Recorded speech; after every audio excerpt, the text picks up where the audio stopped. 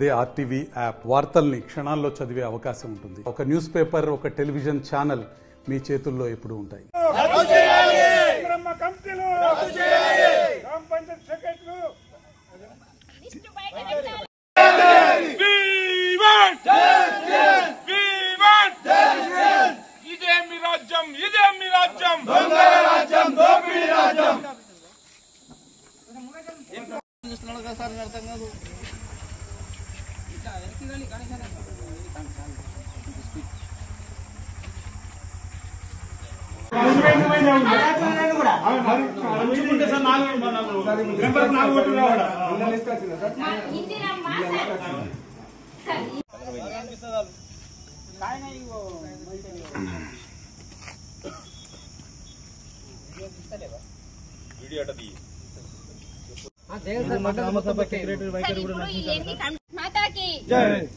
ఈ రోజు నిర్మల్ జిల్లాలోని బైన్సా మండలంలో ఇందిరమ్మ కమిటీ అవకతవకలను ఇక్కడ బైన్సాలోని ఎంపీడీ సార్కు వినతి పత్రం ఇవ్వడం జరిగింది.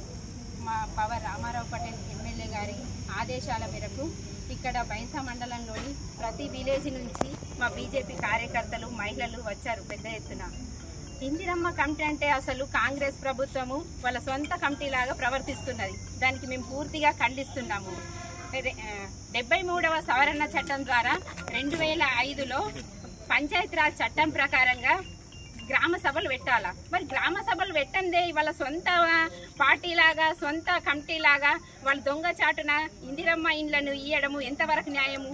ఇది ఇలా ఇవ్వడం, దొంగచాటును ఇచ్చే బదులు మా ప్రజలందరికీ అనౌన్సేషన్ చేసి ప్రతి గ్రామ పంచాయతీలో సెక్రటరీ గారు కూడా ఫోన్లో కూడా ఎవరికి మాకు రెస్పాండ్ అవ్వడం లేదు. పంచాయత్ సెక్రటరీలు కూడా ఇక్కడ ప్రభుత్వానికి, కాంగ్రెస్ ప్రభుత్వము పెట్టినట్టే ఉంది వాళ్ళకి. ఎందుకంటే మేము ఎవరు ఫోన్ చేసినా లిఫ్ట్ చేయకపోవడము, లిస్టు పెట్టకపోవడము, ఈ వైఖరి ఎందుకు వేస్తున్నారు? ఎందుకు? ప్రజలందరూ అంటే మీకు సమానమే కదా, మీరు ప్రభుత్వ ఉద్యోగాలు కాబట్టి ప్రజలందరినీ సమానంగా చూస్తేనే మీకున్న గౌరవం దక్కుతుంది. మేము ఈ భారతీయ జనతా పార్టీ తరఫున ఇక్కడ ప్రతి కమిటీలో కూడా కాంగ్రెస్ పార్టీ వాళ్ళ అంటే మహిళలు ఉండాలంటే కార్యకర్తల భార్యల్ని ఎస్టీ, బీసీ వాళ్ళ కులాలని ఓన్లీ కాంగ్రెస్ ప్రభుత్వంలో ఉన్న కార్యకర్తలనే తీసుకున్నారు.